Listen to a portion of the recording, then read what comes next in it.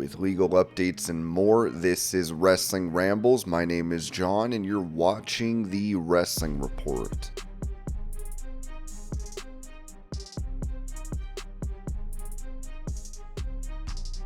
When it comes to the possibility of former WWE announcer Samantha Irvin making her way to AEW, commentator for the company Tony Schiavone said on his What Happened When podcast, "We already got the best ring announcer in the world with Justin Roberts, and Arcadia Ora is a great ring announcer who's a great person and is doing a great job. Samantha Irvin ain't coming here, I wouldn't think. And of course, I've been wrong so many times, but why would we? I could show up tonight in Salt Lake City and there she could be."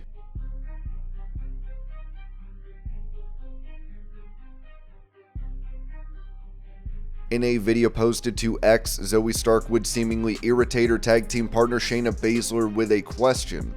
Shayna, question, because if anybody knows, it will be you. Who's Gambit? Shut the. People keep talking about him, but I don't. Who is this? Zoey, stop. You're Sonia, joking. come over here, please. You're joking. I'm not joking you, dude. I can't. I can't. No. Do you know who Get away. Gambit is? Oh my god. See? Shayna?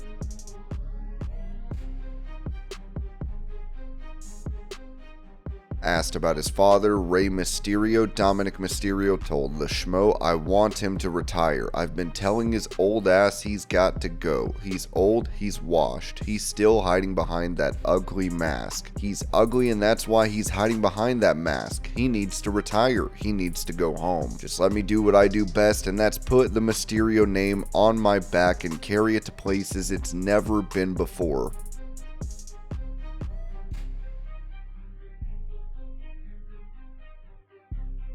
Noting how he was offered a fight against Mike Tyson, former WWE star Bobby Lashley said this during a virtual signing for KNS WrestleFest. "I was offered a Mike Tyson fight also. I was offered Mike Tyson several months back. I was like, that would be a good fight." People ask me the same question. Can I beat Mike Tyson? I'm not going to say, oh yeah, I can beat Mike Tyson, but I would like to do the fight. That's what it's all about to me.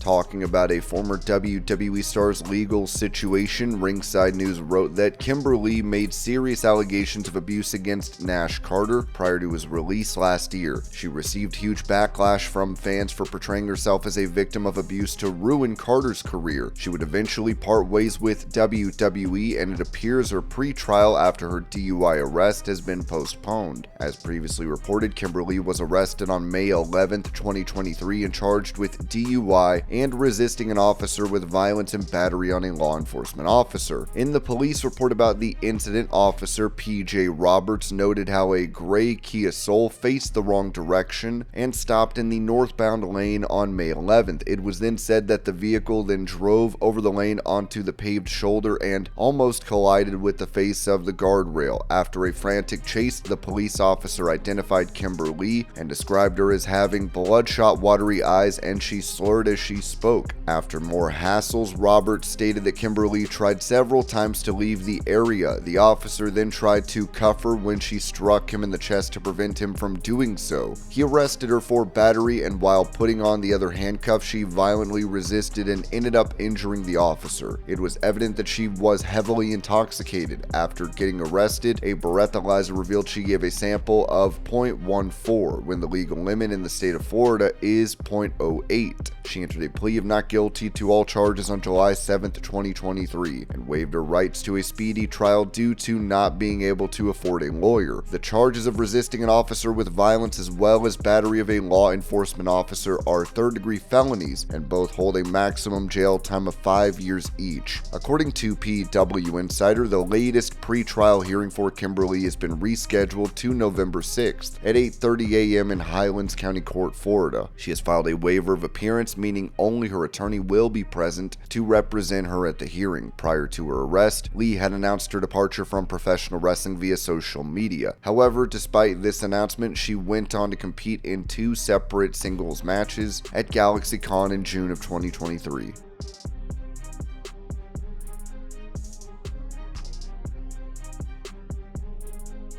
Taking a shot at those that are critical of AEW, Daniel Garcia told Uproxx, "I do think that there is a lot of positive influences in the wrestling world when it comes to wrestling media. I think Busted Open is a net positive for wrestling, but then there's other podcasts with people who are clearly just looking for clicks. Hating on AEW is a very popular thing and it gets people a lot of attention, and I feel like a lot of these things come from people who retired their jerseys. We never hung it in the rafters. We don't even remember what their number was on their jerseys. A lot of those people are trying to get a new career off hating on AEW and hating on people who are trying to be successful, and it's sad to see. I hope I never have to go through that when I'm older."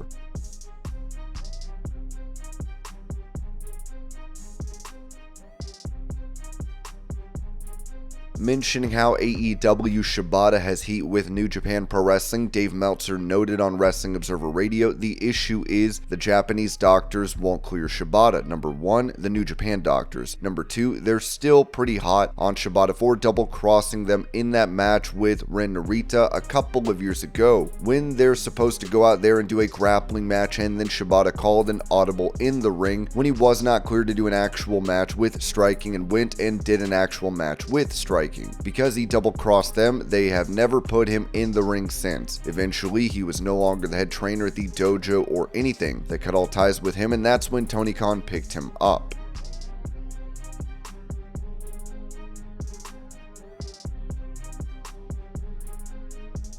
Talking about why WWE changed the name of Delta to Zarya before her NXT debut, Sean Ross Sapp of Fightful noted that Zarya's name change was one that didn't surprise sources we spoke to within the brand, as difficulties with trademarking Delta would be expected by those we spoke to.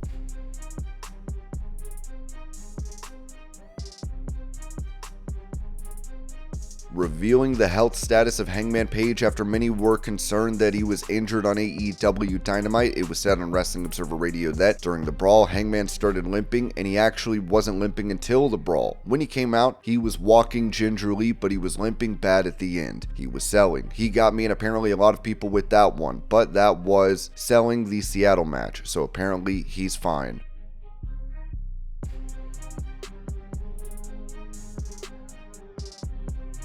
Giving an update on a new lawsuit that WWE is facing, Ringside News wrote that WWE's former leadership is facing new allegations tied to the long-standing Ring Boy scandal. Vince McMahon's attorney has now responded to this new legal battle for their famous client. On October 23rd, a lawsuit was filed against WWE, Vince McMahon, Linda McMahon, and TKO Group Holdings Incorporated by 5 survivors of identified as John Does 1 through 5. The lawsuit accuses WWE management of negligence for failing to stop the abuse of underage boys known as Ring Boys by former WWE Ring Crew boss and announcer Mel Phillips. Jessica Rosenberg, Vince McMahon's attorney, issued a statement in response to the lawsuit, firmly denying the claims. In a statement to Brandon Thurston on Fightful Select, Rosenberg said, "More than 30 years ago, the columnist Phil Mushnick tried to make headlines with these same false claims. Those allegations were never proven and ultimately became the subject of a defamation lawsuit against Mr. Mushnick. The negligence claims against Mr. McMahon that were asserted today rely on the same absurd, defamatory, and utterly meritless statements by Mr. Mushnick. We will vigorously defend Mr. McMahon and are confident the court will find that these claims are untrue and unfounded." The Ring Boy scandal first came to light in 1992 when allegations against Phillips, Terry Garvin, and Pat Patterson led to their firings from WWE. While Garvin and Phillips were permanently removed, Patterson was later rehired and remained with the company until his death in 2020. This new lawsuit also connects to another ongoing legal battle involving McMahon. In January, former WWE employee Janelle Grant filed a lawsuit accusing McMahon of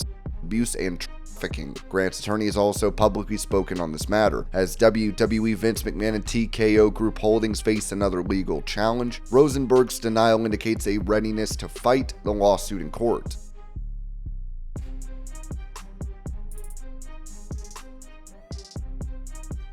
My favorite horror movie of all time. This is a hard question. Texas Chainsaw Massacre, Leatherface. Actually, it might be a tie. That or Halloween, Mike Myers. Sci-fi horror, Aliens. I think the Jason series, all the Friday the 13th. I think for me, again, just nostalgia, just the mask, I am the champ of the Texas Chainsaw Massacre. So that is absolutely my first choice. Body horror, Videodrome, Long Live the New Flesh. Anything with creepy children singing just gets me, and it has so many good twists throughout it, so Sinister. And the second one's good too. Definitely not Children of the Corn. Just hearing the name of that still terrifies me. Tony Storm's career. I'm just kidding. I like Insidious. American Werewolf in London, the original, and The Thing with Kurt Russell. My all-time favorite horror movie, singular, would be the 91 remake of Night of the Living Dead. Hereditary, Midsummer, and Beau is Afraid. My favorite horror movie is The Conjuring. It's more sad than a horror. But the one that probably tops everything, The Thing. The original Texas Chainsaw Massacre. I don't think there's a better one. And you have other ones that are great, don't get me wrong. But the supernatural stuff doesn't scare me because I don't believe in it. But I know that there really are sick, twisted people out there who will kill you, hang you up on a meat hook, and serve your flesh for barbecue.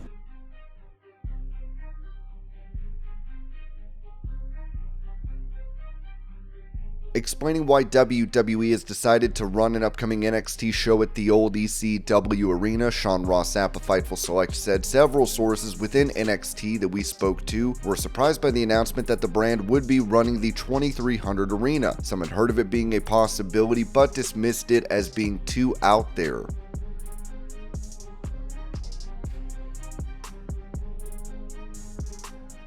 We're here at Jimmy's World in Los Angeles. We're gonna get to meet everybody. Hello. Thank you all for coming down. Come on down to Jimmy's World Order in LA.